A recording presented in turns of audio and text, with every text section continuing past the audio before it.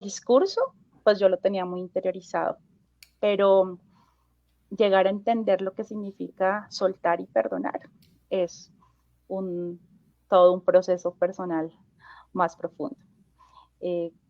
Digamos que con este reto me enfrenté más o menos en 2013.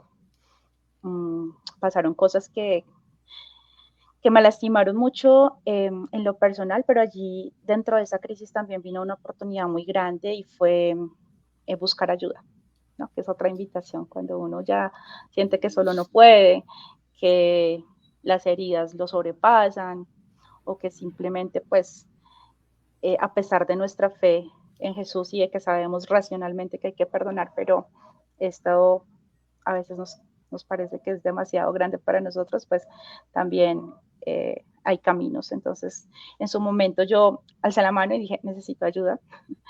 Y fui acompañada por un terapeuta en un proceso que me ayudó también a soltar y a perdonar.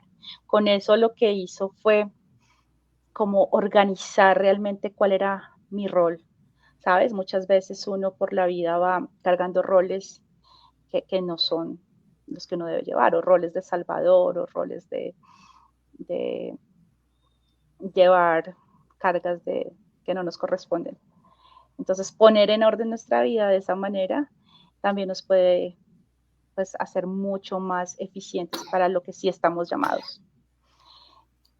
Ese fue un proceso que viví, como te decía, desde lo personal, el tema de aprender a perdonar y ya entender también por qué las sociedades van a tomar tiempo en perdonar y en reconciliarse. En ese camino, Rafa, eh, vinieron otras crisis y otras oportunidades. Y cuando te estaba contando que estábamos tan entregados a la causa de preparar el camino para el acuerdo de paz, de estar preparados para el día D+1, donde las FARC iban a entregar sus armas y al día siguiente ya teníamos que estar nosotros como agencia entregándole su primer desembolso, pues nos volcamos toda nuestra energía y todo nuestro tiempo hacia eso. Pero esto coincide, digamos, con un hecho pues que marcó mi vida y fue triste, y es que eh, mi papá tiene un accidente de tránsito en 2017. En diciembre de 2017, cuando más productivamente me encontraba en mi vida laboral y yo decía, bueno, ya tendré tiempo de descansar y de compartir con él, pues siento que el tiempo no nos alcanzó.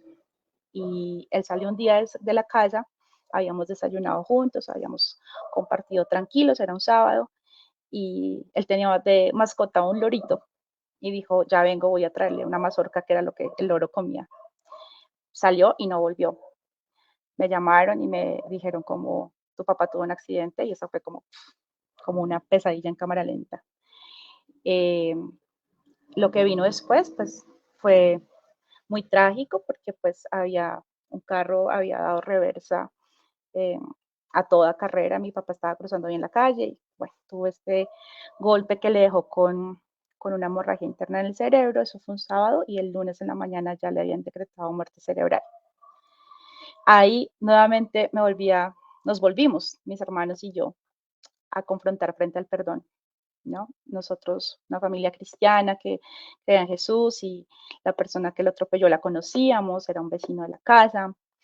Mm, en su momento, la verdad, vino pues como una capacidad mayor que nosotros mismos, las, el don del perdón que viene de Jesús y no de nosotros. Y nosotros le dijimos, no podemos con enviarte a la cárcel recuperar la vida de nuestro papá, así que lo perdonamos y, y fuimos avanzando como en ese proceso, en el proceso legal que tomó años. Yo estaba pues como siempre al frente de eso y fue un momento que sí, digamos, marca mucho mi vida, pero nuevamente viene Dios en su, en su misericordia y en su paternalidad a cuidarnos, a cada uno a su manera.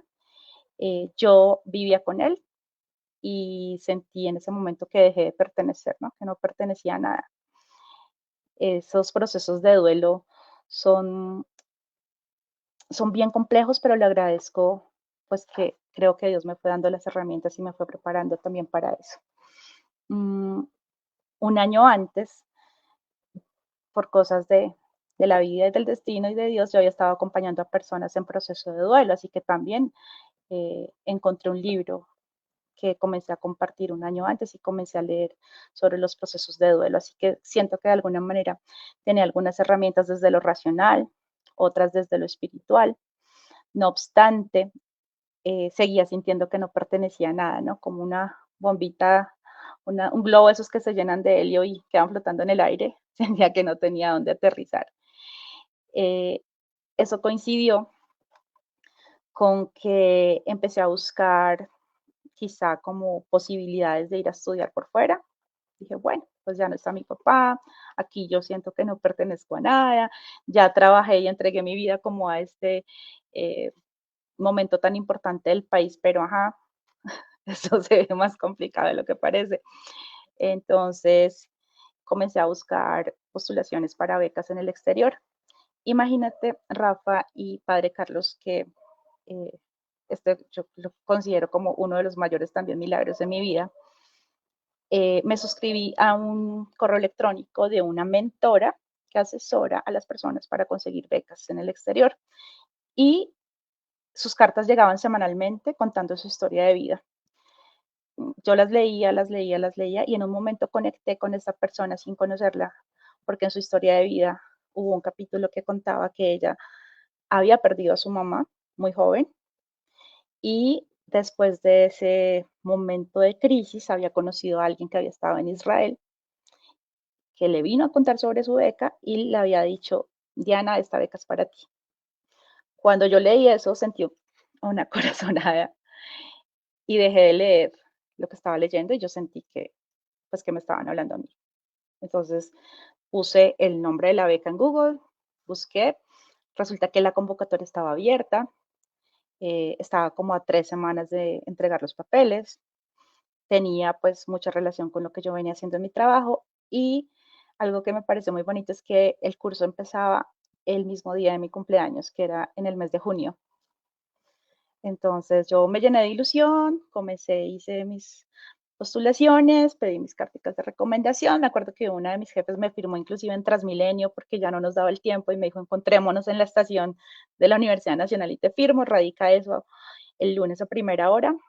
Y en efecto, recibí después una llamada y finalmente pues fui de las 4 personas en Colombia que seleccionaron para ir a Israel en junio a hacer un curso en sistemas de emprendimiento e innovación con todos, absolutamente todos los gastos pagos.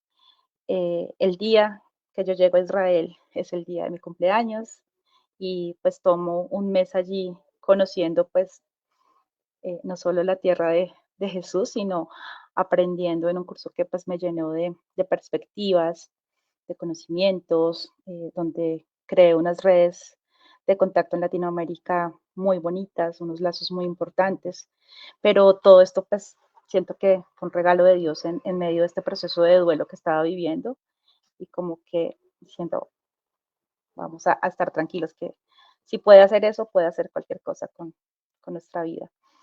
Mm, Hasta ahí, creo que es una parte Wow, importantísima. sí, no, excelente. Yo sí quería hacerte la pregunta de, porque, bueno, no sé cuántas veces, no sé si he contado mal, pero creo que has sido becaria 2 veces.